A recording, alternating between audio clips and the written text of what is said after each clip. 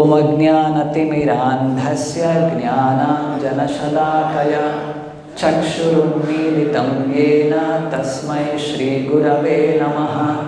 ನಮೋ ಓಂ ವಿಷ್ಣುಪಾದಾಯ ಕೃಷ್ಣಪ್ರೇಷ್ಠಾಯ ಭೂತಲೆ ಶ್ರೀಮತೆ ಭಕ್ತಿವೇದಾಂತ ಸ್ವಾಮಿನಿತಿ ನಾಮಿನೆ. ನಮಸ್ತೆ ಸಾರಸ್ವತೆ ದೇವೆ ಗೌರವಾಣಿ ಪ್ರಚಾರಿಣೆ ನಿರ್ವಿಶೇಷ ಶೂನ್ಯವಾದಿ ಪಾಶ್ಚಾತ್ಯ ದೇಶತಾರಿಣೆ. ಜಯ ಶ್ರೀ ಕೃಷ್ಣ ಚೈತನ್ಯ ಪ್ರಭು ನಿತ್ಯಾನಂದ ಶ್ರೀ ಅದ್ವೈತ ಗದಾಧರ ಶ್ರೀವಾಸಾದಿ ಗೌರಭಕ್ತವೃಂದ. ಹರೇ ಕೃಷ್ಣ ಕೃಷ್ಣ ಕೃಷ್ಣ ಹರೇ ಹರೇ ಹರೇ ರಾಮ ರಾಮ ರಾಮ ಹರೇ ಹರೇ. ಹರೇ ಕೃಷ್ಣ ಕೃಷ್ಣ ಕೃಷ್ಣ ಹರೇ ಹರೇ ಹರೇ ರಾಮ ರಾಮ ರಾಮ ಹರೇ ಹರೇ. ಹರೇ ಕೃಷ್ಣ ಕೃಷ್ಣ ಕೃಷ್ಣ ಹರೇ ಹರೇ ಹರೇ ರಾಮ ರಾಮ ರಾಮ ಹರೇ ಹರೇ.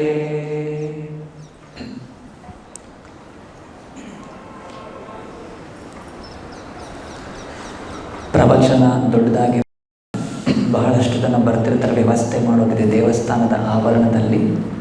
9:10 ತನಕ ತಗೊಳ್ತೇನೆ. ಬೆಲ್ ಮಾಡ್ಬೋದು 9-10.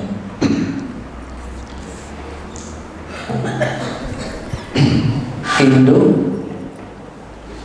ಶ್ರೀಕೃಷ್ಣ ಜನ್ಮಾಷ್ಟಮಿ. ಶ್ರೀ ಕೃಷ್ಣ ಬಲರಾಮ ಕೀ. ಭಗವಾನ್ ಶ್ರೀಕೃಷ್ಣ ಈ ಭೌತಿಕ ಜಗತ್ತಿನಲ್ಲಿ 5,000 ವರ್ಷಗಳ ಹಿಂದೆ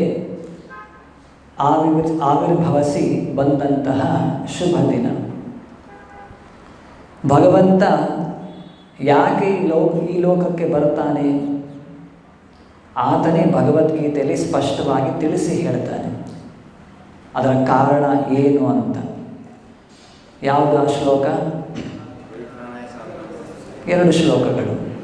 ಯದಾ ಯದಾ ಹಿ ಧರ್ಮಸ್ಯ ಗ್ಲಾನಿರ್ಭವತಿ ಭಾರತ ಅಭ್ಯುತ್ಥಾನಂ ಅಧರ್ಮಸ್ಯ ತದಾತ್ಮಾನಂ ಸೃಜಾಮ್ಯಹಂ. ಯಾವಾಗ ಧರ್ಮದ ಗ್ಲಾನಿ ಉಂಟಾಗತ್ತೆ, ಅಧರ್ಮ ತಲೆ ಎತ್ತುತ್ತೆ, ಅಂತಹ ಸಮಯದಲ್ಲಿ ಬರುತ್ತೇನೆ. ಮತ್ತು ಅದರ ಮುಂದಿನ ಶ್ಲೋಕ ಪರಿತ್ರಾಣಾಯ ಸಾಧೂನಾಂ ವಿನಾಶಾಯ ಚ ದುಷ್ಕೃತಾಂ ಧರ್ಮ ಸಂಸ್ಥಾಪನಾರ್ಥಾಯ ಸಂಭವಾಮಿ ಯುಗೇ ಯುಗೇ. ಈ ಶ್ಲೋಕದಲ್ಲಿ 3 ಅಂಶಗಳನ್ನು ಕೃಷ್ಣ ಹೇಳೋದು. ಮೊದಲನೇದು ಯಾವುದು? ಪರಿತ್ರಾಣಾಯ ಸಾಧೂನಾಂ. ಸಾಧು ಜನ, ಅವನ ಭಕ್ತರು, ಸಜ್ಜನರು, ಅವರಿಗೆ ರಕ್ಷಣೆಯನ್ನು ನೀಡಲಿಕ್ಕೆ ಪರಿತ್ರಾಣಾಯ. ಮತ್ತು ದುಷ್ಟ ಜನರನ್ನು ನಿಗ್ರಹಿಸಲಿಕ್ಕೆ ವಿನಾಶಾಯ ಚ ದುಷ್ಕೃತ. ಯಾಕಂದರೆ ಈ ಲೋಕದಲ್ಲಿ ಇದು ಸಾಮಾನ್ಯ. ಯಾವಾಗಲೂ ಕೂಡ ದುಷ್ಟ ಜನರು ಇರ್ತಾರೆ, ಸಜ್ಜನರೂ ಇರ್ತಾರೆ. ಪ್ರಕೃತಿಯ 3 ಗುಣಗಳು ಸತ್ವಗುಣ, ರಜೋಗುಣ, ತಮೋಗುಣದ ಪ್ರಭಾವಕ್ಕೆ ಒಳಗಾಗಿ ಹೆಲ್ಪ್ಲೆಸ್ಲಿ ಹೇಗೆ ಆ ಪ್ರಕೃತಿಗೆ ಅನುಗುಣವಾಗಿ ಅವರು ವರ್ತಿಸ್ತಾರೆ. ಒಬ್ಬ ವ್ಯಕ್ತಿ ಸತ್ವಗುಣದಲ್ಲಿದ್ದು ಅವನ ಅಸ್ತಿತ್ವದ ಬಗ್ಗೆ ಅರ್ಥ ಮಾಡಿಕೊಂಡು ಭಗವಂತನ ಭಕ್ತಿ ಸೇವೆ ಮಾಡಿಕೊಂಡು ಹೋಗೋರು ಅಂತಹವರು ಇರ್ತಾರೆ. ಅದೇ ಸಮಯದಲ್ಲಿ ರಜೋಗುಣ ಈ ಭೌತಿಕ ಜಗತ್ತಿನಲ್ಲಿರುವ ಎಲ್ಲ ವಸ್ತುಗಳನ್ನು, ಭೋಗ ವಸ್ತುಗಳನ್ನು ನನ್ನದಾಗಿಸ್ಕೊಳ್ಬೇಕು, ಸಾಕಷ್ಟು ಅಪರಿಮಿತವಾಗಿ ಇಂದ್ರಿಯ ತೃಪ್ತಿಯಲ್ಲಿ ನಾನು ತೊಡಗಬೇಕು, ಈ ರೀತಿಯ ಪ್ರವೃತ್ತಿ ರಜೋಗುಣ. ಮತ್ತು ತಮೋಗುಣ, ಇನ್ನೊಬ್ಬರಿಗೆ ಹಿಂಸೆಯನ್ನು ಮಾಡುವಂತಹ ಪ್ರವೃತ್ತಿ. ಈ ರೀತಿ ಎಲ್ಲ ಜನರಲ್ಲೂ ಕಾಣುತ್ತೇವೆ.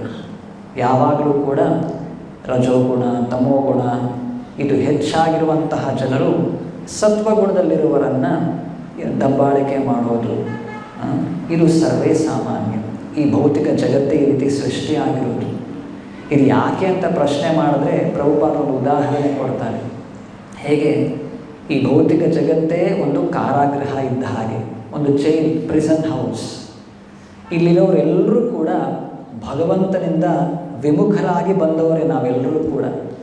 ಏನು ಅಲ್ಪ ಸ್ವಲ್ಪ ಸತ್ವಗುಣ ಪ್ರಧಾನವಾಗಿರುತ್ತೆ ಕೆಲವರಲ್ಲಿ, ಇನ್ನು ಕೆಲವರಲ್ಲಿ ರಜೋಗುಣ, ಇನ್ನು ಕೆಲವರಲ್ಲಿ ತಮೋಗುಣ ಪ್ರಧಾನವಾಗಿರುತ್ತೆ ಅಷ್ಟೇ. ಆದರೆ ನಾವೆಲ್ಲರೂ ಕೂಡ ಭಗವಂತನಿಂದ ವಿಮುಖರಾಗಿರೋರೆ. ಪ್ರಿಸನ್ ಹೌಸ್ ಅಥವಾ ಕಾರಾಗೃಹದಲ್ಲಿ ಅಲ್ಲಿ ಆರಾಮಾಗಿರಲಿಕ್ಕೆ ಕೊಡೋದಿಲ್ಲ. ಅಲ್ಲಿ ಬಹಳಷ್ಟು ಏನು ಒಂದು ಶಿಕ್ಷೆಯ ವ್ಯವಸ್ಥೆ ಇರುತ್ತೆ, ಪನಿಷ್ಮೆಂಟ್. ಪ್ರಭುಪಾದರು ಹೇಳ್ತಾರೆ, ಹೇಗೆ ಒಂದು ಶಾಲೆಯಲ್ಲಿ ಒಂದು ತರಗತಿಯಲ್ಲಿ ಮಕ್ಕಳೆಲ್ಲರೂ ಕೂಡ ಗಲಾಟೆ ಮಾಡ್ತಿರ್ತಾರೆ, ಅವರಿಗೆ ಪನಿಷ್ಮೆಂಟ್ ಕೊಡಬೇಕು. ಯಾವಾಗಲೂ ಆ ಟೀಚರ್ ಏನಿರ್ತಾರೆ ಅವರೇ ಹೋಗಿ ಒಂದು ಸ್ಕೇಲ್ ತಗೊಂಡು ಹೊಡೆಯೋದು ಕೆಲವೊಮ್ಮೆ ಮಾಡ್ತಾರೆ. ಕೆಲವೊಮ್ಮೆ ಆ ಇಬ್ಬರು ಮಕ್ಕಳನ್ನು ಎದುರು ಬರದಲ್ಲಿ ನಿಲ್ಲಿಸಿ ಇವನ ಕಿವಿಯನ್ನು ಅವನು ಹಿಡ್ಕೊಳ್ಬೇಕು, ಅವನ ಕಿವಿಯನ್ನು ಇವನಿಗೆ ಹಿಡ್ಕೊಳ್ಬೇಕು, ಹಿಂಡಬೇಕು. ಈತ ಜೋರಾಗಿ ಹಿಂಡ್ತಾನೆ, ಅವನಿಗೆ ಎಷ್ಟು ಜೋರಾಗಿ ಹಿಂಡ್ತಾನೆ ಅಂದರೆ ಅವನಿಗೆ ನೋವಾಗುತ್ತೆ. ಆ ನೋವಿನಲ್ಲಿ ಅವನ ಇನ್ನೊಬ್ಬನ ಕಿವಿಯನ್ನು ಇನ್ನೂ ಜೋರಾಗಿ ಹಿಂಡ್ತಾನೆ. ಹೀಗೆ ಪರಸ್ಪರರಲ್ಲಿ ಈ ರೀತಿಯಾಗಿ ಒಂದು ವ್ಯವಸ್ಥೆಯನ್ನು ಮಾಡಿ ಇಬ್ಬರೂ ಕೂಡ ನೋವಿನಿಂದ ಬಳಲೋ ರೀತಿ ಆಗೋದು. ಇದೇ ರೀತಿ ಈ ಭೌತಿಕ ಜಗತ್ತಿನಲ್ಲೂ ಕೂಡ ಇರುವಂತಹ ಒಂದು ವ್ಯವಸ್ಥೆ. ಆದರೆ ಈ ವ್ಯವಸ್ಥೆ ಹಿಂದೆ ಒಂದು ಉದ್ದೇಶ ಇದೆ. ಹೌದು, ಈ ಜಗತ್ತು ಶಾಶ್ವತವಾದ ಜಗತ್ತು ಅಲ್ಲ. ನಮ್ಮ ಮನೆ, ನಮ್ಮ ನಿಜವಾದ ಮನೆ ಇನ್ನೊಂದು ಕಡೆ ಇದೆ. ನಮ್ಮ ನಿಜವಾದ ಅಸ್ತಿತ್ವ ಬೇರೆಯದ್ದೇ ಆಗಿದೆ. ದುಃಖಾಲಯಂ ಅಶಾಶ್ವತಂ. ಈ ಭೌತಿಕ ಜಗತ್ತು ಈ ರೀತಿಯಾಗಿ it's a place for punishment. ಅಶಾಶ್ವತ ಅಂದರೆ ಟೆಂಪರರಿ, ಶಾಶ್ವತವಾಗಿ ಹೀಗೆ ಇರೋದಿಲ್ಲ. ಈ ಜಗತ್ತು ಅಸ್ತಿತ್ವದಲ್ಲೇ ಇರೋದಿಲ್ಲ ಶಾಶ್ವತವಾಗಿ. ಕೆಲವೊಮ್ಮೆ ಸೃಷ್ಟಿಯಾಗುತ್ತೆ, ಸ್ಥಿತಿಯಲ್ಲಿದೆ, ಪ್ರಳಯ ಆಗಿ ಎಲ್ಲ ನಾಶ ಆಗಿಬಿಡುತ್ತೆ. Temporary place for reformation. ಈ ನೋವು, ಸಂಕಟ ಇವೆಲ್ಲವೂ ಕೂಡ ನಮಗೆ ಭಕ್ತಿ ಸೇವೆಯನ್ನು ಮಾಡಲಿಕ್ಕೆ, ಭಗವಂತನೊಂದಿಗೆ ನಾವು ಮರೆತಂತಹ ಸಂಬಂಧವನ್ನು ಮರುಕಲ್ಪಿಸಲಿಕ್ಕೆ ಒಂದು ಪ್ರೇರಣೆಯನ್ನು ಇವೆಲ್ಲವೂ ಕೂಡ ನಮಗೆ ನೀಡುತ್ತೆ. ಇದನ್ನು ಅರ್ಥ ಮಾಡಿಕೊಳ್ಬೇಕಷ್ಟೆ. ಅದಕ್ಕೆ ಭಗವದ್ಗೀತೆ ಇರೋದು. ನೋಡಿ, ಈ ಶ್ಲೋಕದಲ್ಲಿ ಕೃಷ್ಣ ಏನು ಹೇಳೋದು, ಕೊನೆಯ ಸಾಲಿನಲ್ಲಿ ಯಸ್ಸ ಮಾಮೇತಿ ಪಾಂಡವ, ಮಾಂ ಏತಿ ಪಾಂಡವ. ಮಾಮೇತಿ ಅಂದರೆ ನನ್ನಲ್ಲಿಗೆ ಬರುತ್ತಾನೆ. ಕೃಷ್ಣನದು ಆಧ್ಯಾತ್ಮಿಕ ಲೋಕ. ಈ ಏನು ಈ ಭೌತಿಕ ಜಗತ್ತನ್ನು ನೋಡ್ತೇವೆ, ಈ ಜಗತ್ತನ್ನು ಮೀರಿ ಒಂದು ಆಧ್ಯಾತ್ಮಿಕ ಜಗತ್ತಿದೆ, ಟ್ರಾನ್ಸೆಂಡೆಂಟಲ್ ಸ್ಪಿರಿಚುವಲ್ ವರ್ಲ್ಡ್. ಅಲ್ಲಿ ಹಲವಾರು ಆಧ್ಯಾತ್ಮಿಕ ಲೋಕಗಳಿವೆ. ಆ ಆಧ್ಯಾತ್ಮಿಕ ಲೋಕದಲ್ಲಿ ಭಗವಂತ ತನ್ನ ಆಪ್ತ ಸಂಗಾತಿಗಳೊಂದಿಗೆ ಸದಾಕಾಲ ಯಾವಾಗಲೂ ನಿತ್ಯ ಆನಂದಭರಿತವಾದ ಲೀಲೆಗಳಲ್ಲಿ ಆತ ತೊಡಗಿರುತ್ತಾನೆ. ಈ ಮಾಹಿತಿಯನ್ನು ಹೇಳಿಕೊಡುವಂತಹ ಪುಸ್ತಕವೇ ಭಗವದ್ಗೀತೆ. ಇದರಲ್ಲಿ ಎಲ್ಲ ಬಗೆಯ ಜ್ಞಾನ ಇದೆ. ನಮಗೇನು ಬೇಕೋ ಅದನ್ನು ಪಿಕ್ ಮಾಡಿಕೊಳ್ತೇವೆ. ಎಲ್ಲರೂ ಹೇಳ್ತಾರೆ ಕರ್ಮಣ್ಯವಾಧಿಕಾರಸ್ಥೆ, ಅವ್ರು ನಮ್ಮ ಕರ್ಮ ಮಾಡಬೇಕು, ಚೆನ್ನಾಗಿರಬೇಕು ಈ ಭೌತಿಕ ಜಗತ್ತಿನಲ್ಲಿ. ಅದು ಹೇಳ್ತಾನೆ ಕೃಷ್ಣ ಹೇಗೆ ಚೆನ್ನಾಗಿರಬೇಕು ಅಂತ. ಆದರೆ ಅಷ್ಟು ಸಾಲದು. ಈ ಲೋಕದಲ್ಲಿ ನಮ್ಮ ಜೀವನವನ್ನು ಮುಗಿಸಿ ನಾವು ಶಾಶ್ವತವಾದ ಜೀವನಕ್ಕೆ ಕಾಲಿಡಬೇಕು. ಅದಕ್ಕೆ ನಾವು ಹೇಗೆ ತಯಾರಿ ಮಾಡಿಕೊಳ್ಬೇಕು ಅದನ್ನು ಈ ಶ್ಲೋಕದಲ್ಲಿ ಹೇಳೋದು. ಈ ಶ್ಲೋಕವನ್ನು ಪ್ರಭುಪಾದರು ಭಗವದ್ಗೀತೆಯ ಸಾರ, ಎಸೆನ್ಸ್ ಅಂತ ಹೇಳ್ತಾರೆ. ಇಡೀ ಭಗವದ್ಗೀತೆಯನ್ನು ನಾವು ಫಾಲೋ ಮಾಡಬೇಕಂದ್ರೆ ನೋಡಿ, ಇದೊಂದು ಶ್ಲೋಕ ಫಾಲೋ ಮಾಡಿ, ಇಡೀ ಭಗವದ್ಗೀತೆಯ ಸಾರ ಇದರಲ್ಲೇ ಇದೆ. Essence of Bhagavad Gita. ಇಲ್ಲಿ ಕೃಷ್ಣ ಏನು ಹೇಳೋದು, 5 ಅಂಶಗಳನ್ನಷ್ಟೇ, ಸುಲಭವಾಗಿದೆ. ಮೊದಲನೇದು ಯಾವುದು? ಮತ್ ಕರ್ಮ ಕೃತ್ ಅಥವಾ ಮತ್ ಕರ್ಮಕೃನ್, ನನ್ನ ಕಾರ್ಯ ಮಾಡುವುದರಲ್ಲಿ ತೊಡಗಿದ. ಮತ್ ಕರ್ಮ, ಕೃಷ್ಣನ ಭಕ್ತಿ ಸೇವೆಯಲ್ಲಿ ನಾವು ತೊಡಗಬೇಕು. ವಿಶೇಷವಾಗಿ ಆಚಾರ್ಯರು ನಮಗೆ ಹಾಕ್ಕೊಟ್ಟಿದ್ದಾರೆ. ಶ್ರವಣಂ, ಕೀರ್ತನಂ, ವಿಷ್ಣು ಸ್ಮರಣಂ, ಅರ್ಚನಂ, ವಂದನಂ, ಪಾದಸೇವನಂ, ಅದಾದಮೇಲೆ ಸಖ್ಯಂ, ಆತ್ಮನಿವೇದನಂ ಇತ್ಯಾದಿ. ಈ ರೀತಿ ನವವಿಧ ಭಕ್ತಿ ಸೇವೆಯಲ್ಲಿ ನಾವು ತೊಡಗಬೇಕು. ನಮ್ಮನ್ನು ನಾವು ತೊಡಗಿಸ್ಕೊಳ್ಬೇಕು. ಭಗವಂತನ ಬಗ್ಗೆ ಕೇಳಿಸ್ಕೊಳ್ಬೇಕು, ಹೇಳಬೇಕು, ಸ್ಮರಣೆ ಮಾಡಬೇಕು. ಅವನ ಅರ್ಚಾ ವಿಗ್ರಹಕ್ಕೆ ಎಲ್ಲ ಬಗೆಯ ಸೇವೆಯನ್ನು ಸಲ್ಲಿಸಬೇಕು. ಈ ರೀತಿಯಾಗಿ ಮತ್ ಕರ್ಮಕೃ. ಮತ್ತು ಮತ್ ಪರಮೋ, ಮತ್ ಪರಮ ಅಂದರೆ ಯಾರು ನನ್ನನ್ನು ತನ್ನ ಬದುಕಿನ ಪರಮ ಗುರಿಯನ್ನಾಗಿ ಮಾಡಿಕೊಳ್ಳುವವನೋ. ನಮ್ಮ ಬದುಕಿನ ಗುರಿ, ಗೋಲ್ ಅಥವಾ objective, mission of our life, ನಮ್ಮ ಬದುಕಿನ ಗುರಿ ಏನಾಗಿರಬೇಕು? ನಾವು ಏನೇನೋ ಇಟ್ಕೊಳ್ತೇವೆ. ನನ್ನ ಬದುಕಿನ ಗುರಿ ಇಂಥದ್ದೊಂದು ಗಾಡಿ ಖರೀದಿ ಮಾಡಬೇಕು, ಇಂಥ ಒಂದು ಜಾಗದಲ್ಲಿ ಇಷ್ಟು ಸೈಟ್ನಲ್ಲಿ ಒಂದು ಮನೆ ಕಟ್ಟಿಸ್ಬೇಕು, ಇಷ್ಟು ಬ್ಯಾಂಕ್ ಬ್ಯಾಲೆನ್ಸ್ ಇರಬೇಕು, ಇಷ್ಟೆಲ್ಲ ಕಡೆ ಏನೋ ಟೂರ್ ಮಾಡ್ಕೊಂಡು ಬರಬೇಕು, ಫಾರಿನ್ ಟೂರ್ ಹೋಗಬೇಕು. ಈ ರೀತಿ ತುಚ್ಛವಾದಂತಹ ಯಾವುದ್ಯಾವುದೋ ಗೋಲ್ಸ್ ಅಥವಾ ಗುರಿಯನ್ನು ನಾವು ಇಟ್ಕೊಳ್ತೇವೆ. ಅದೆಲ್ಲ ಬಿಟ್ಟು ಮತ್ ಪರಮಃ, ಕೃಷ್ಣನ ಭಕ್ತಿ ಸೇವೆಯಲ್ಲಿ ತೊಡಗೋದೆ, ಕೃಷ್ಣನ ಆಧ್ಯಾತ್ಮಿಕ ಧಾಮವನ್ನು ಸೇರೋದೇ ನಮ್ಮ ಗುರಿಯನ್ನಾಗಿ ಇಟ್ಕೊಳ್ಬೇಕು. ನಮಗೆ ಈ ಸಣ್ಣ ಸಣ್ಣ ಗುರಿಗಳೆಲ್ಲ ಪೆಟ್ಟಿ ಅದೆಲ್ಲ ಬೇಡ. ನಮ್ಮ ಗೋಲ್, ನಮ್ಮ ಲೈಫ್ ಮಿಷನ್ ಬಹಳ ದೊಡ್ಡದಾಗಿರಬೇಕು. ಇಟ್ ಶುಡ್ ಅದೇ ಎಲ್ಲ ಬಗೆಯ ಈ ಭೌತಿಕ ಜಗತ್ತಿನ ಕಷ್ಟ, ದುಃಖ, ದುಮ್ಮಾನಗಳಿಂದ ದೂರ ಬರೋ ರೀತಿ ಅಂತಹ ಒಂದು ಉನ್ನತವಾದ ಹೈಯೆಸ್ಟ್ ಗೋಲ್ ನಾವು ಇಟ್ಕೊಳ್ಬೇಕು. ಅದು ಯಾವುದಾಗಿರಬೇಕು ಅಂದರೆ, ಅದು ಹೇಗೆ ಸಾಧ್ಯ ಅಂದರೆ, ನಮ್ಗೆ ಏನು ಬೇಕು ಅಂದರೂ ಕೃಷ್ಣನಿಂದಲೇ ನಮಗೆ ಸಿಗೋದು, ಅವನ ಬಳಿ ಹೋಗೋದು. ಮತ್ ಪರಮಃ, ಮದ್ ಭಕ್ತ, ನನ್ನ ಭಕ್ತಿ ಸೇವೆಯಲ್ಲಿ ನಿರತನಾದವನು. ಸಂಘವರ್ಜಿತ, ಕಾಮ್ಯ ಕರ್ಮಗಳ ಮತ್ತು ಊಹಾತ್ಮಿಕ ಚಿಂತನೆಗಳಿಂದ ಮುಕ್ತನಾದ. ಕಾಮ್ಯ ಕರ್ಮ, ನಾನು ಈ ಜಗತ್ತಲ್ಲಿ ಕಷ್ಟಪಟ್ಟು ದುಡಿತೇನೆ, ಹಣವನ್ನು ಸಂಪಾದನೆ ಮಾಡ್ತೇನೆ, ನನಗೆ ಬೇಕಾದಂಥ ಎಲ್ಲ ಭೌತಿಕ ಇಂದ್ರಿಯ ಭೋಗ ವಸ್ತುಗಳನ್ನು ನಾನು ಸಂಪಾದನೆ ಮಾಡಿ ನಾನು ಸುಖವಾಗಿರುತ್ತೇನೆ. ಇವೆಲ್ಲ ಕಾಮ್ಯ ಕರ್ಮ. ನಮ್ಮ ಇಂದ್ರಿಯಗಳಿಗೆ ಎಷ್ಟು ವಸ್ತುಗಳನ್ನು ನೀವು ವ್ಯವಸ್ಥೆ ಮಾಡಿಕೊಟ್ಟರೂ ಕೂಡ ಅದಕ್ಕೆ ಸಮಾಧಾನ ಆಗೋದಿಲ್ಲ. ಇನ್ನೂ ಬೇಕು, ಇನ್ನಷ್ಟು ಬೇಕು, ಮತ್ತಷ್ಟು ಬೇಕು. ಈ ರೀತಿಯ ಲೋಭ ಇರೋ ತನಕ ನಮಗೆ ಯಾವ ಈ ಭೌತಿಕ ವಸ್ತುವು ಕೂಡ ನಿಜವಾದ ಸುಖವನ್ನು, ತೃಪ್ತಿಯನ್ನು, ಶಾಂತಿಯನ್ನು ತಂದುಕೊಳ್ಳಿಕ್ಕೆ ಸಾಧ್ಯವೇ ಇಲ್ಲ. ಅದರ ಬದಲಾಗಿ, ಅದಕ್ಕೆ ವಿರುದ್ಧವಾಗಿ ಇನ್ನಷ್ಟು ತೃಷೆ, ಇನ್ನಷ್ಟು ಮತ್ತಷ್ಟು ಈ ರೀತಿಯ ಲೋಭ ಹೆಚ್ಚಾಗ್ತಾನೆ ಹೋಗುತ್ತೆ. ಬೆಂಕಿಯಲ್ಲಿ ನಾವು ತುಪ್ಪವನ್ನು ಹಾಕಿದ್ರೆ ಅದರ ಧಗೆ ಇನ್ನೂ ಜಾಸ್ತಿ ಆಗ್ತಾ ಹೋಗುತ್ತೆ, ಅದರ ಶಮನ ಆಗೋದಿಲ್ಲ.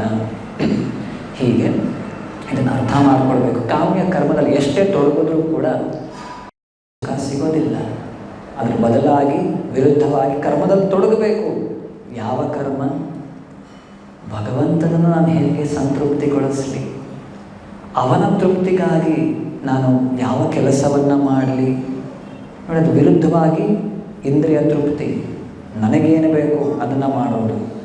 ಅದಕ್ಕೆ ವಿರುದ್ಧವಾದದ್ದು ಇದಕ್ಕೆ ನಾವು ಕೃಷ್ಣ ಪ್ರೇಮ ಅನ್ನೋದು, ಲವ್ ಆಫ್ ಗಾಡ್ ಹೆಡ್. ಭಗವಂತನಲ್ಲಿ ನಮಗೆ ಒಲವು ಇದೆ, ಅವನಿಗೆ ಏನು ಬೇಕು. ನಮ್ಮ ಬರ್ತ್ಡೇ ಸೆಲೆಬ್ರೇಟ್ ಮಾಡೋದಲ್ಲ, ಅವನ ಬರ್ತ್ಡೇ ಸೆಲೆಬ್ರೇಟ್ ಮಾಡಬೇಕು. ಅವನ ಹುಟ್ಟುಹಬ್ಬ ಗ್ರ್ಯಾಂಡಾಗಿ, ವಿಶೇಷವಾಗಿ, ಭವ್ಯವಾಗಿ ಅದನ್ನು ಆಚರಣೆ ಮಾಡೋದು. ಇವೆಲ್ಲವೂ ಕೂಡ. ಮತ್ತು ಊಹಾಪೋಹ ಜ್ಞಾನ, ಅದನ್ನು ಕೂಡ ವರ್ಜಿಸಬೇಕು. ನನ್ನ ಮನಸ್ಸಿಗೆ ಬಂದ ಹಾಗೆ, ನನಗೆ ದೇವರು ಅಂದರೆ ಈ ರೀತಿ ಇದ್ದಾನೆ, ನನ್ನ ಪ್ರಕಾರ ಆಧ್ಯಾತ್ಮಿಕ ಜೀವನ ಅಂದರೆ ಇದು, ಮನಸ್ಸಿಗೆ ಬಂದಿದ್ದು ಏನೇನೋ ಮಾಡೋದಲ್ಲ. ಭಗವದ್ಗೀತೆಯಲ್ಲಿ ಸ್ಪಷ್ಟವಾಗಿ ಏನನ್ನು ಮಾಡಬೇಕು, ಏನನ್ನು ಮಾಡಬಾರ್ದು, ಯಾವ ರೀತಿ ನಡ್ಕೊಳ್ಬೇಕು ಎಲ್ಲವನ್ನು ಕೂಡ ಭಗವಂತ ಕೊಟ್ಟಿದ್ದಾನೆ. ಆ ಪ್ರಕಾರ ನಾವು ನಮ್ಮ ಜೀವನವನ್ನು ರೂಪಿಸಬೇಕು. ಇದೇ ಸಂಘವರ್ಜಿತ ಮತ್ತು ನಿರ್ವೈರ. Don't be envious. ಬೇರೆ ಜೀವಿಗಳ ಮೇಲೆ ನಾವು ಮಾತ್ಸರ್ಯ ಭಾವವನ್ನು ಹೊಂದೋ ಹಾಗಿಲ್ಲ. ಪ್ರತಿಯೊಂದು ಜೀವಿಯೂ ಕೂಡ ಭಗವಂತನ ಅಂಶ. ಮಾತಾ ದಾತ ಪಿತಾಮಹ ವೇದ್ಯಂ ಪವಿತ್ರಂ ಓಂಕಾರ ಋಕ್ಸಾಮ ಯಜುರೇವಚ. ಕೃಷ್ಣ ಹೇಳೋದು ಅವನೇ ಎಲ್ಲರ ತಂದೆ. ಭಗವಂತ ಎಲ್ಲರ ತಂದೆ ಅಂದರೆ ಎಲ್ಲರೂ ಕೂಡ ಅವನ ಮಕ್ಕಳು. ಎಲ್ಲ ಮಕ್ಕಳು ಅಂದರೆ ನಾವೆಲ್ಲರೂ ಕೂಡ ಅಣ್ಣ ತಮ್ಮಂದಿರು, ಸಹೋದರರು. ಈ ಸಹೋದರ ಅಥವಾ ಭ್ರಾತೃತ್ವ, ಈ ಒಂದು ಭಾವ ಎಲ್ಲ ಜೀವಿಗಳಲ್ಲೂ ಇರಬೇಕು. ಬರೀ ಮನುಷ್ಯರಷ್ಟೇ ಅಲ್ಲ, ಬೇರೆ ಪ್ರಾಣಿಗಳಿರ್ಬೋದು, ಪಕ್ಷಿಗಳಿರ್ಬೋದು, ಕೀಟಗಳು, ಕ್ರಿಮಿಗಳು ಎಲ್ಲವೂ ಕೂಡ ಭಗವಂತನ ಅಂಶ. ಅವರ ಗುಣ ಮತ್ತು ಅವರ ಅಭಿಲಾಷೆಗೆ ಅನುಸಾರವಾಗಿ ಅವರಿಗೆ ಒಂದು ದೇಹ ಸಿಕ್ಕಿದೆ ಅಷ್ಟೇ. ಆ ದೇಹದಲ್ಲಿ ಇದ್ದಾರೆ, ಆ ದೇಹದ ಒಂದು ಏನು ಸಾಫ್ಟ್ವೇರ್ ಹೇಗಿದೆ ಅದರ ಪ್ರಕಾರ ವರ್ತಿಸ್ತಿದ್ದಾರೆ ಅಷ್ಟೇ. ಎಲ್ಲರೂ ಕೂಡ ಭಗವಂತನ ಅಂಶ. ಎಲ್ಲರೂ ಕೂಡ ಮತ್ತೆ ಭಗವಂತನ ಜೊತೆ ಸಂಪರ್ಕಗೊಳಿಸಲಿಕ್ಕೆ ಅವಕಾಶ ಇದೆ. ಎಲ್ಲರೂ ಅದಕ್ಕೆ eligible, they are eligible for that, ಯೋಗ್ಯರು. ಆದರೆ ಹೇಗೋ ಏನೋ ಭಗವಂತನ ವಿಮುಖರಾಗಿ ಮರೆತು ಬೇರೆ ಬೇರೆ ದೇಹಗಳಲ್ಲಿ, ಬೇರೆ ಬೇರೆ ಚಟುವಟಿಕೆಗಳಲ್ಲಿ ಅವರು ತೊಡಗಿಬಿಟ್ಟಿದ್ದಾರೆ. ನಿರ್ವೈರ ಸರ್ವಭೂತೇಷು ಯಸ್ಸ ಮಾಮೇತಿ ಪಾಂಡವ. ಇಷ್ಟೇ. ಈ ರೀತಿಯಾಗಿ ಯಾರು ಜೀವನವನ್ನು ನಡೆಸ್ತಾರೆ, ಮಾಂ ಏತಿ, ನನ್ನ ಬಳಿ ಅವರು ಮರಳಿ ಬರುತ್ತಾರೆ ಅಂತ ಕೃಷ್ಣ ಹೇಳೋದು. ಇಲ್ಲಿ ಇನ್ನೊಂದು ಮುಖ್ಯವಾದ ಅಂಶ ಭಾವಾರ್ಥದಲ್ಲಿ ಪ್ರಭುಪಾದರು ಹೇಳ್ತಾರೆ, ದೇವೋತ್ತಮ ಪುರುಷರಲ್ಲಿ ಪರಮೋಚ್ಚ ಭಗವಂತನು ಆಧ್ಯಾತ್ಮಿಕ ಗಗನದ ಕೃಷ್ಣ ಲೋಕದಲ್ಲಿರುತ್ತಾನೆ. ಯಾರಾದರೂ ಅವನ ಬಳಿ ಸಾರಲು ಬಯಸಿದರೆ ಮತ್ತು ಪರಮಪುರುಷನಾದ ಕೃಷ್ಣನೊಂದಿಗೆ ಆತ್ಮೀಯ ಸಂಬಂಧವನ್ನು ಸ್ಥಾಪಿಸಲು ಬಯಸಿದರೆ ಭಗವಂತನೇ ಇಲ್ಲಿ ಹೇಳಿರುವಂತೆ ಈ ಸೂತ್ರವನ್ನು ಅನುಸರಿಸಬೇಕು. ಈ ಸೂತ್ರವನ್ನು ಅನುಸರಿಸಬೇಕು. ಯಾತಕ್ಕೆ? ನಮಗೇನಾದರೂ ಭಗವಂತನೊಂದಿಗೆ ಆತ್ಮೀಯ ಸಂಬಂಧವನ್ನು ಸ್ಥಾಪಿಸಲು ಬಯಸಿದರೆ, ಹೇಗೆ ಸಂಬಂಧದಲ್ಲೂ ಕೂಡ ಹಲವಾರು ಬಗೆಗಳಿರುತ್ತೆ. ನಾವು ನೋಡಿ, ಎಷ್ಟೋ ಜನ ನಾವೆಲ್ಲ ಕೆಲವರಲ್ಲಿ ಮುಖ ಪರಿಚಯ ಇರುತ್ತೆ, ಆದರೆ ಅವ್ರ ಹೆಸರು ನಮಗೆ ಗೊತ್ತಿರೋದಿಲ್ಲ, ಅವ್ರನ್ನ ನೋಡಿರ್ತೇವೆ. ಇನ್ನು ಕೆಲವರಲ್ಲಿ ಅವ್ರು ನೋಡಿರ್ತೇವೆ, ಪರಿಚಯ ಇದೆ, ಅವ್ರ ಬಗ್ಗೆ ಎಲ್ಲ ಗೊತ್ತು, ಆದರೆ ಅಷ್ಟು ವ್ಯವಹರಿಸಿರೋದಿಲ್ಲ. ಅಥವಾ ಇನ್ನೆಷ್ಟೆಷ್ಟೋ ಜನ ಸೆಲೆಬ್ರಿಟೀಸ್, ಅವ್ರ ಬಗ್ಗೆ ಎಷ್ಟೆಲ್ಲ ಓದ್ತೇವೆ, ಕೇಳಿಸ್ಕೊಳ್ತೇವೆ, ನಮಗೆ ಅವ್ರ ಬಗ್ಗೆ ಗೊತ್ತು ಅಂತ ಹೇಳ್ಕೊಳ್ತೇವೆ, ಆದರೆ ಅವ್ರಿಗೆ ನಮ್ಮ ಬಗ್ಗೆ ಏನೂ ಗೊತ್ತಿರೋದೇ ಇಲ್ಲ. ಅಥವಾ ನಮಗೂ ಕೂಡ ಅವ್ರಿಗೆ ಎಷ್ಟು ಗೊತ್ತು ಅಂದರೆ ಅವರ ಹೊರಗಡೆ ಎಷ್ಟು ಅವರು ಪ್ರದರ್ಶಿಸ್ತಾರೆ ಅಷ್ಟೇ ಗೊತ್ತು, ಅವರ ಒಳ ಜೀವನದಲ್ಲಿ ಏನೇನು ಮಾಡ್ತಿದ್ದಾರೆ ಅದನ್ನು ನಮಗೆ ಗೊತ್ತಿರೋದಿಲ್ಲ. ಹೀಗೆ ನಮ್ಮ ರಿಲೇಷನ್ಶಿಪ್ ಹಲವಾರು ರೀತಿಯದ್ದಾಗಿರುತ್ತೆ. ಸರಿ, ಇದೆಲ್ಲ ಬಿಟ್ಟು ನಮಗೆ ಯಾರ ಜೊತೆ ಆದರೂ ಆತ್ಮೀಯ ಸಂಬಂಧವನ್ನು ನಾವು ಕಲ್ಪಿಸಬೇಕು ಅಂದರೆ ಅದಷ್ಟು ಸುಲಭ ಇಲ್ಲ, ಅದು ಸಮಯ ತಗೊಳ್ಳುತ್ತೆ.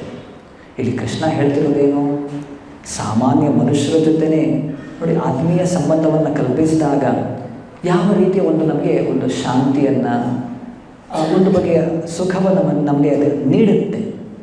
ಇನ್ನು ಆದರೆ ಏನು ಮಾಡೋದು, ಭೌತಿಕ ಜಗತ್ತಿನಲ್ಲಿ ಯಾರ ಜೊತೆ ನೀವು ಸಂಬಂಧ ಕಲ್ಪಿಸಿದ್ರೂ ಕೂಡ ಅದು ಟೆಂಪರರಿ, ಯಾವುದು ಪರ್ಮನೆಂಟ್ ಇಲ್ಲ. ಅದು ತಂದೆ ತಾಯಿ ಇರ್ಬೋದು, ಮಗ ಇರ್ಬೋದು, ಗಂಡ ಹೆಂಡತಿ ಇರ್ಬೋದು, ಅಕ್ಕ ತಂಗಿ, ಅಣ್ಣ ತಮ್ಮ, ಯಾವುದೇ ಸ್ನೇಹಿತರು ಇರ್ಬೋದು, ಎಲ್ಲವೂ ಟೆಂಪರರಿ. ಈಗ ಈ ರೀತಿ ಇರುತ್ತೆ, ನಾಳೆ ಹೇಗಾಗಿರುತ್ತೋ ಏನಿಲ್ಲ ಅಂದರೆ ಒಂದು ದಿನ ಸಾವು ಬಂದು ಅವ್ರನ್ನ ದೂರ ಮಾಡೋದೇ. ಇದಕ್ಕೆ ಮಿಗಿಲಾಗಿ ಒಂದು ಸಂಬಂಧ ನಮಗೆ ಇದೆ. ಆ ವ್ಯಕ್ತಿಯ ಜೊತೆ ಬಹಳ ಆತ್ಮೀಯ ಸಂಬಂಧವನ್ನು ನಾವು ಇಟ್ಕೊಳ್ಬಹುದು, ಆತ್ಮೀಯವಾಗಿ ವ್ಯವಹರಿಸಬಹುದು. ಆ ಸಂಬಂಧ ಯಾವತ್ತೂ ಯಾವ ಕಾರಣದಲ್ಲೂ ಕೂಡ ನಾಶ ಆಗೋದು. ಇಡೀ ಭೌತಿಕ ಜಗತ್ತೇ ಪ್ರಳಯ ಆಗಿ ಮುಳುಗಿ ಹೋದರೂ ಕೂಡ ಆ ವ್ಯಕ್ತಿಯ ಜೊತೆ ಸಂಬಂಧ ಅದು ನಿಲ್ಲೋದಿಲ್ಲ. ಅವನೇ ನಮ್ಮ ಹೃದಯದಲ್ಲಿ ಪರಮಾತ್ಮನಾಗಿ ಇದ್ದಾನೆ. ಅವನ ಜೊತೆಗಿನ ಸಂಬಂಧವನ್ನು ನಾವು ಮರುಸ್ಥಾಪನೆ ಮಾಡಬೇಕು. ಅವನ ಜೊತೆ ಸಂಬಂಧ ಇದೆ, ಈಗ ಮರೆತು ಹೋಗ್ಬಿಟ್ಟಿದ್ದೇವೆ. ಆ ಸಂಬಂಧವನ್ನು ಮತ್ತೆ ಮರುಸ್ಥಾಪನೆ ಮಾಡಬೇಕು. ಅದು ಹೇಗೆ? ಭಗವದ್ಗೀತೆ ಈ ಸೂತ್ರವನ್ನು ನಾವು ನಮ್ಮ ಜೀವನದಲ್ಲಿ ಅಳವಡಿಸ್ಕೊಂಡ್ರೆ ಅದು ಸುಲಭವಾಗಿ ಸಾಧ್ಯ ಆಗುತ್ತೆ. ಇಲ್ಲ ಅಂದರೆ ಇಲ್ಲ. ನೋಡಿ, ಆ ವ್ಯಕ್ತಿ ಬಗ್ಗೆ ಕೂಡ ನಾವು ಜಾಸ್ತಿ ತಿಳ್ಕೊಳ್ಬೇಕು. ಆಗ ಮಾತ್ರ ಅವನ ಬಗ್ಗೆ ಆಸಕ್ತಿ, ಒಲವು ಮೂಡುತ್ತೆ. ಇಲ್ಲ ಅಂದರೆ ಇಲ್ಲ. ಕೊನೆಯದಾಗಿ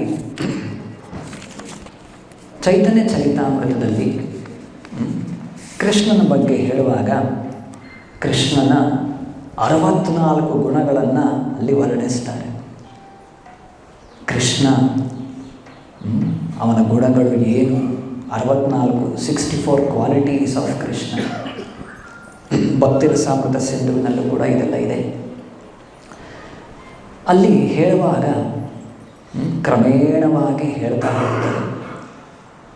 ಕೃಷ್ಣನಲ್ಲಿ ಈ ಭೌತಿಕ ಜಗತ್ತಿನಲ್ಲಿರುವ ಯಾವುದೇ ಒಂದು ಜೀವಿ, ಒಬ್ಬ ಮನುಷ್ಯನ, ಎಂತಹ ಒಬ್ಬ ದೊಡ್ಡ ನಾಯಕನಿರಬಹುದು, ಯಾರೇ ಇರಲಿ, ಅವ್ರು ಯಾರೂ ಕೂಡ ಅವರ ಇಡೀ ಜೀವಿತಾವಧಿಯಲ್ಲಿ ಅಚೀವ್ ಮಾಡಲಿಕ್ಕಾಗದೇ ಇರುವಂತಹ ಗುಣಗಳನ್ನು ಕೃಷ್ಣ ಹೊಂದಿದ್ದಾನೆ. ನೋಡಿ, ಈ ಜಗತ್ತಿನಲ್ಲಿ ನಾವು ಸಾಕಷ್ಟು ಜನರನ್ನು ನೋಡಿದ್ದೇವೆ.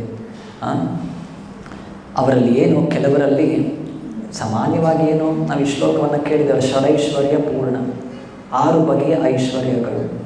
ಐಶ್ವರ್ಯಸ್ಯ ಸಮಗ್ರಸ್ಯ ವೀರ್ಯಸ್ಯ ಯಶಸ್ಸ ಶ್ರಿಯಃ ಜ್ಞಾನ ವೈರಾಗ್ಯಯೋಶ್ಚೈವ ಷಣ್ಣಾಂ ಭಗಹಿತೇಂಗಣ. ಕೆಲವರಲ್ಲಿ ಹಣ ಸಾಕಷ್ಟು ಇರುತ್ತೆ, ಶ್ರೀಮಂತರಾಗಿರುತ್ತಾರೆ.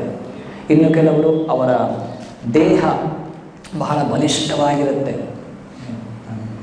ಬಾಕ್ಸಿಂಗ್ ಚಾಂಪಿಯನ್ ಇರ್ತಾರೆ. ಇನ್ನು ಕೆಲವರು ಅವರ ರೂಪ, ಸೌಂದರ್ಯ ಬಹಳ ಚೆನ್ನಾಗಿರುತ್ತೆ. ಇನ್ನು ಕೆಲವರಲ್ಲಿ ಬಹಳ ಮೇಧಾವಿಗಳು, ಬಹಳ ಜ್ಞಾನಿಗಳು, ವೆರಿ ಇಂಟೆಲಿಜೆಂಟ್, ನಾಲೆಡ್ಜಬಲ್ ಇಂತಹವರಿರುತ್ತಾರೆ. ಇನ್ನು ಕೆಲವರಲ್ಲಿ ವೈರಾಗ್ಯ ಅಥವಾ ರಿನನ್ಸಿಯೇಷನ್ ಪ್ರಧಾನವಾಗಿರುತ್ತೆ, ಯಾವುದೇ ಬಗ್ಗೆ ಅಟ್ಯಾಚ್ಮೆಂಟ್ ಇರೋದಿಲ್ಲ. ಮಹಾತ್ಮ ಗಾಂಧಿಯವರನ್ನ ಕೇಳಿದ್ದೇವೆ, ಯಾತಕ್ಕೆ ಅವರೆಲ್ಲ ಅಷ್ಟು ಫೇಮಸ್ ಆಗ್ತಾರೆ? ಇವೆಲ್ಲ ಕೆಲವು ಸ್ವಲ್ಪ ಅಂಶಗಳನ್ನು ಅವರು ಹೊಂದಿದ್ದಾರೆ ಅದಕ್ಕೆ. ಆದರೆ ಕೃಷ್ಣ ಯಾರು? ಷಡೈಶ್ವರ್ಯ ಪೂರ್ಣ, ಐಶ್ವರ್ಯ, ವೀರ್ಯ, ಯಶಸ್ಸು, ಜ್ಞಾನ, ವೈರಾಗ್ಯ ಇವೆಲ್ಲವೂ ಕೂಡ ಅಪರಿಮಿತವಾಗಿ ಅವನಲ್ಲಿ ಶಾಶ್ವತವಾಗಿ ನೆಲೆಸಿವೆ. ಅದರ ಒಂದು ತುಣುಕನ್ನಷ್ಟೇ ಈ ಭೌತಿಕ ಜಗತ್ತಿನಲ್ಲಿ ನಾವು ನೋಡಿದಾಗ ನಾವು ಅದಕ್ಕೆ ಆಕರ್ಷಿತರಾಗಿಬಿಡುತ್ತೇವೆ. ಆ ಎಲ್ಲ ತುಣುಕುಗಳ ಮೂಲನಾದ ಕೃಷ್ಣ, ಅವನು ಇನ್ನು ಎಷ್ಟು ಆಕರ್ಷಕ ಆಗಿರಬೇಕು. ಅದಕ್ಕೆ ಕೃಷ್ಣನಿಗೆ ಹೇಳೋದು ಸರ್ವಾಕರ್ಷಕ. He is all attractive. Krishna ಅನ್ನೋ ಶಬ್ದದ ಅರ್ಥವೇ ಇದು. ಕರ್ಷತಿ ಇತಿ ಕೃಷ್ಣ.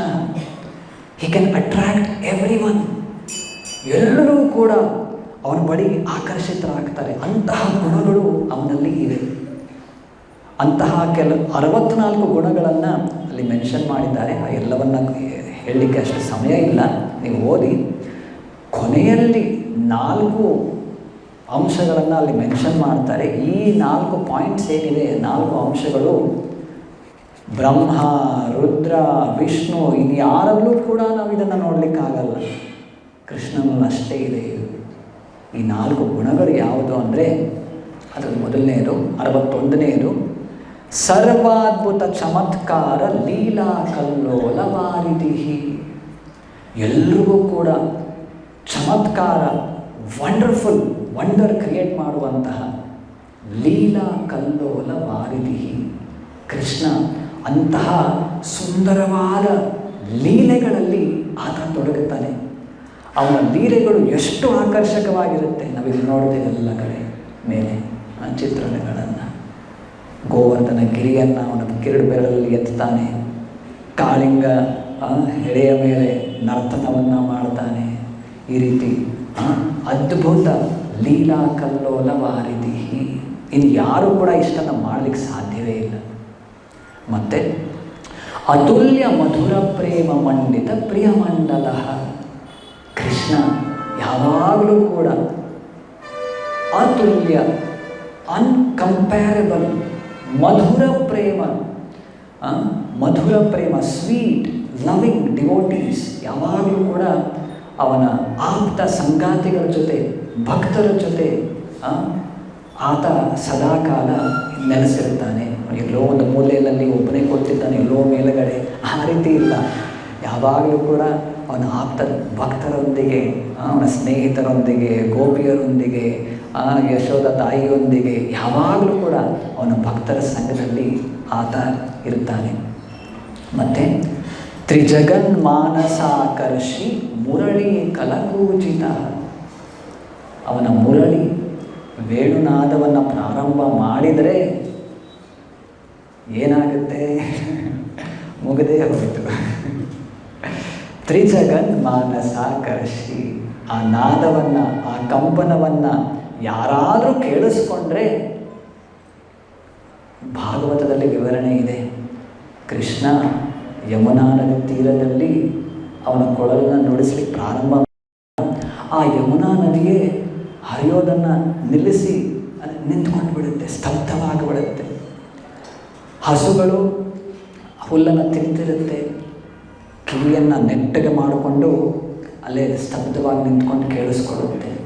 ಕರುಗಳು ಹಾಲನ್ನು ಕುಡಿತಾ ಇರುತ್ತೆ, ಹಸುಗಳ ಕೆಚ್ಚಲಿನಿಂದ ಆ ಬಾಯಿಲಿನ್ನೂ ಹಾಲಿದೆ, ಅದನ್ನು ನುಂಗೋದೂ ಇಲ್ಲ, ಹಾಗೆಯೇ ನಿಂತು ಬಿಡುತ್ತೆ ಆ ಕಂಪನವನ್ನು ಕೇಳಿಸ್ಕೊಳ್ಳಿಕ್ಕೆ. ಪಕ್ಷಿಗಳು, ಆಕಾಶದಲ್ಲಿ ಹಾರಾಡ್ತಿರುವಂಥ ಪಕ್ಷಿಗಳು ಕೇಳಿಸ್ಕೊಂಡು ಮರದ ಆಶ್ರಯ ತಗೊಂಡು ಅದಕ್ಕೆ ರೆಂಬೆ ಮೇಲೆ ಕುಳಿತು ಕೃಷ್ಣನ ಆ ಒಂದು ನಾದವನ್ನು ಕೇಳಿಸ್ಕೊಳ್ತಾ ಇರುತ್ತೆ. ಹೀಗೆ ಸಾಕಷ್ಟು ವಿವರಣೆ ಇದೆ.